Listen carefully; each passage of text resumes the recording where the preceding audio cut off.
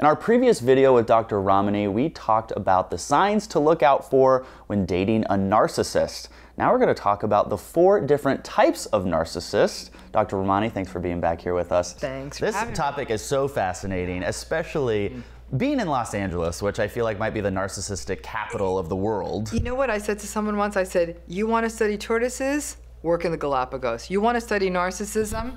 Live in Los Angeles. I mean, it is rampant here. Yes, it is. I think so, at least. Yeah. Before we get into those 4 types, quick question. In your estimation, what percentage of the population is narcissistic? Yeah, it's a tough one because, again, it's a trait, right? It's not like a disorder where Right. we could actually do an interview or figure it out.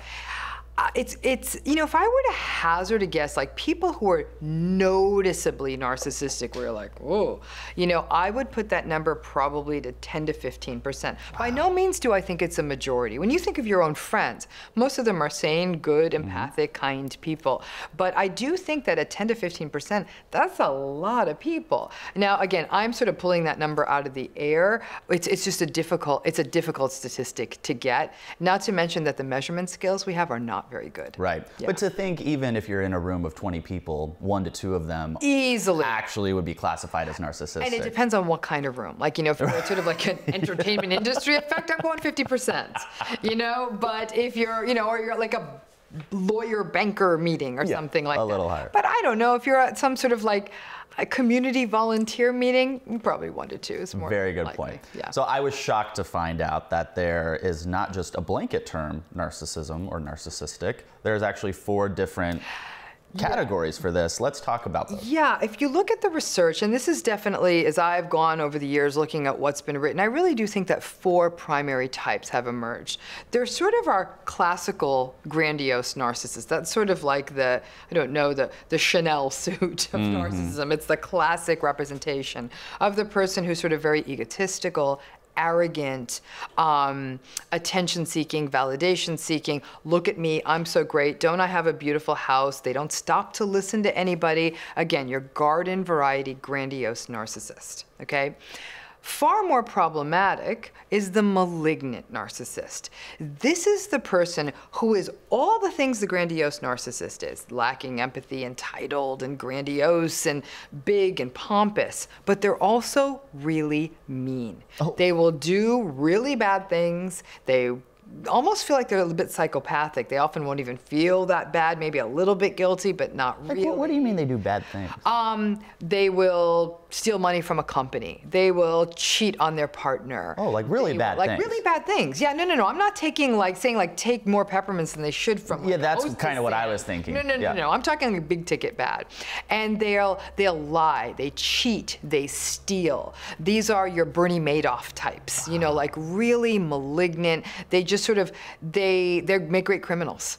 You know, and again, when we can talk about it at some point, there's a difference between a psychopath and a narcissist. By and large, a narcissist, even a malignant narcissist, will feel a little bad about doing some things, especially feel bad if they've hurt other people in their circle. So if they do bad things, they'll be sorry they hurt their family, but they often won't really care about other victims, that kind of thing. So that's your malignant narcissist. Then there are some other types of narcissism that people don't realize and like, oh, that makes so much more sense. The key one in that one is called covert narcissism. Covert is a word that means secret, really. So a covert narcissist is somebody who is very sort of put upon by the world, but they're still grandiose. So they'll say things like, yeah, like, you know, I'm a really great photographer, but the world never really noticed my greatness. I guess I just came up at the wrong time. And all these cameras you guys use now, it's easy now, but back when I was taking pictures, I could have been one of the great ones. Is a covert narcissist older? They can be, but not necessarily. Okay. They often feel like life done them wrong. They can be quite passive aggressive. You know, they're that person. They almost feel depressed. And in fact, more than a few of us will initially think the covert narcissist has depression and will treat them for depression. We're like, this is not getting better, and it has been 10 months. Even if they're on meds by now, something should have happened. So someone who has been classified as a covert narcissist and then treated for depression, will not show improvement. If they're depressed, they'll show some improvement in their depression, but they'll still walk around like, woe is me. Why doesn't anyone see how great I am? I do so many great things for the world, and I guess it wasn't my time. And, you know, and they'll be very vulnerable. If somebody says, they're very hypersensitive to criticism. So if somebody says, yeah, those pictures were good, but we're not going to be able to hang them up in our gallery. What? And they'll throw a tantrum. They'll become really cold. They'll become distant. No, I'm not coming to your gallery opening. My pictures weren't good enough for you. That's the covert narcissist. Kind of like the, I'm not fired, I quit. Yes, exactly. They really do feel like the world never got their greatness. Wow. That's the covert narcissist. Yeah, there's a lot of those in Los Angeles. There's a lot of that. And then that often gets missed as, well, no, they're not even that confident. I'm like, no, listen. They really, it's always like, nobody gets how great I am. So I know there's a fourth one, but before we go into that, let's dive into that. How would I know, as I'm not a clinical, you know, psychologist, how would I know if my friend or this person needs confidence, needs a boost, or if they're a covert narcissist? Look at how victim-y they feel. You know, like how much like, no one gets me, or nobody gets how great I am. It's because it's always in a sense of, it's nobody quite gets their excellence. There's sort of an arrogance to them, versus a person who really is like, nah, I did not do a good job on this pie. I know I could do better. Let me give it another shot. So there's almost like this sense of efficacy, the word that means like, I'm going to give it a try. I recognize what I did wrong. They often won't take ownership. The covert narcissist will say, I see what my part was in this. I see why it didn't go right. The covert narcissist will blame the world. They'll very say, clear. You know, that the world is to blame for why I did not succeed. All right, what is our fourth type? The fourth one is a fascinating one. I read an article about this and I was like, you know, rarely do scientific articles get you as excited as I'm running around the university saying, you gotta read this. Oh my gosh, I love it. It's called the communal narcissist. Communal. Communal. The communal narcissist is that person, for example, all over their social media feed is like, off to feed the homeless today, but they're like really well made up, or like, it's Dog Rescue Thursday, and they're always out there trying to save the world. They go to galas and they go to benefits and they write big checks, but they need a lot of recognition. They need a lot of like, can we name this after you? Can we name that after you? And they walk around saying, look at all the good things I do. Like they'll have a website with them holding like children in impoverished regions of the world, but like they're always really well put together and they talk about it a lot. Like, look at my greatness. I'm all about giving back.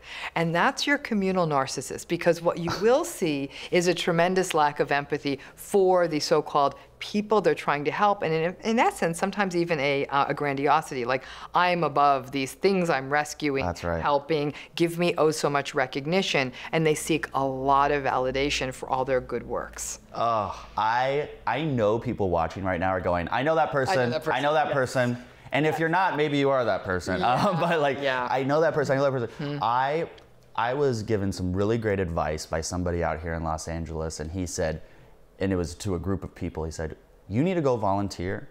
You need to go do something for somebody and not tell anybody that you did it. That's it. Just do it because it's the right thing to do. Well, I often say do good quietly. Yeah. Now, did you mention earlier off camera something about stealth narcissism? Well, the stealth narcissism is almost more of that covert narcissism. Okay. Like you don't, and this is where people get confused by it, because they'll say, I kind of feel bad for this girl or guy, so I'm sticking it out. I just don't think they have much confidence. I kind of feel bad, but oh my God, every day is woe is me. So that's the interchangeable. The thing that covert narcissists will do in a relationship, for example, is like, yeah, it must be nice you got that promotion. Like, I'm happy for you, but I've been working at this for years. It must be a lot easier to get ahead in your job. Wow. Really fascinating. Okay. Now, in our other video, when we were talking about how to spot the signs of a narcissist, you really use the pronouns he, his, him a lot, okay? Are men more likely to be narcissists than women? They are. So why is that? The statistics have always been very clear on that. It's much more prevalent in men. If I were to take all the narcissists in the world, my guess would be 80-20. Wow. That's changing. That's changing. Sad to say, this is one of those times women are going to break this glass ceiling, and they're catching the narcissist glass ceiling. Yeah, but yeah, it's definitely more men, and part of that is socialization. Men, even as boys, are not taught to talk about their emotions as much, to not be as tuned into that. Empathy, compassion, vulnerability, these things are not valued in boys and they're not valued in men, and those are often the core of character. And so we tell boys, ignore those feelings, toughen up, and so that toughen upness can turn into things like a lack of empathy. And so men are also very measured on their achievements, being a provider, making lots of money, having a big title, having a big house. And so those kinds of drives, which are definitely pushed more for men, more valued in men, those are, again, are very superficial drives. And so as a result, they're going to be more manifested in men, which again can make that greater vulnerability to being more narcissistic. We just tolerate it more. If a woman behaves in a narcissistic way, she's often checked early in the game. Whereas if a boy or a man behaves that way, he's not called out. Would you even say maybe they're applauded? Oh, not only are they applauded, there are CEOs. Yeah. There are world leaders. Right. They are our celebrities. They are our athletes. They are our music stars. You better believe it. In fact, if I wrote a book on narcissism, it becomes a how-to guide for how to achieve in the New World Order. That is a huge, huge statement. Yeah, and it's true. And it's true. It's true. It's wow. true. Yeah, I don't if you wrote a book about narcissism, it would be the how-to guide on how to succeed in the New World Order. Yes, in business and in wealth accumulation, yes. In your interpersonal life, absolutely not. Yeah, I want to talk very quickly about the mental health implications of leaning into that narcissism for success. What does that do to somebody's internal mental health? I don't think you can fake narcissism. I think you can fake it for a minute. I often talked about, in fact, in my second book, I did talk about this concept of acquired narcissism or acquired entitlement. And by that I meant, if you're incredibly wealthy, you're very used to the world running on your schedule. You have a team of assistants, people picking you up in cars, you don't wait in lines. The world really works smoothly for you, if you will. What can happen is then when they go back to normal life, like they're with their friends or people from their past, they may have that very kind of like quick, entitled, do this, do that. And then someone will say, slow down, sister. I am not your assistant. And they'll often be like, oh my God, I'm so sorry. And they'll be genuinely ashen at that. So I do think that they're not narcissistic per se. They're just sort of used to running through the world in that way. But if they said, oh no, you will do what I said, I am that important, then they're probably narcissistic. Got it. So that idea of faking narcissism to get ahead, I don't think most of us can do it. I'll even give you a personal example. I remember way when I finished college, I tried to get into a job in the financial services sector at Wall Street, kind of a company. I bombed, forget the first date, the first hour. I'm like, oh, all you guys want to do is make money. They're like, yeah. I'm like, no, that doesn't. What about their feelings? They're like, we don't talk about that here. So literally, I got the job. It was 9:05 a.m. I realized I'd made a mistake. By noon, I realized they were like, all right, we're just going to keep you around doing some clerical work. And I started using their computers to apply for a job in psychology. I mean, I could not sell water in the desert. I'm like, let me give you my water. You're thirsty. It's hot, honey. Course, like, that's me, which is why I'm me and not a CEO. Never would be. I don't have what it takes. Most of us don't. Well, you did find exactly what you were supposed to do. I love what I do, but it doesn't, again, it doesn't pay well. You choose your place in the world, but unfortunately, we do live in a very materialistic and consumerist society. And as long as that's the case, narcissism is going to win because it's about putting yourself first and not really caring as much about others. Yeah. And so those are the people who are always going to get to the head of the line. And so can some people turn it on and off? Probably not. Like if you're narcissistic, it sort of bleeds into other areas of your life. And people say, well, then how do they even have friends? Some people cut them a lot of slack. I think that the great narcissist get away with murder catchphrases, that's just how he is. And that's why they get away with a lot. Not to mention that they can sometimes be very generous when it's going to get them what they need. So they may buy everyone big dinners and take everyone on big vacations.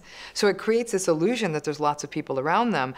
I'm not so sure those people will be around just on the basis of how they treat them. It's all the stuff they're making possible for them. It's like narcissists often have big beach houses. They're there for the waves, not for his personality.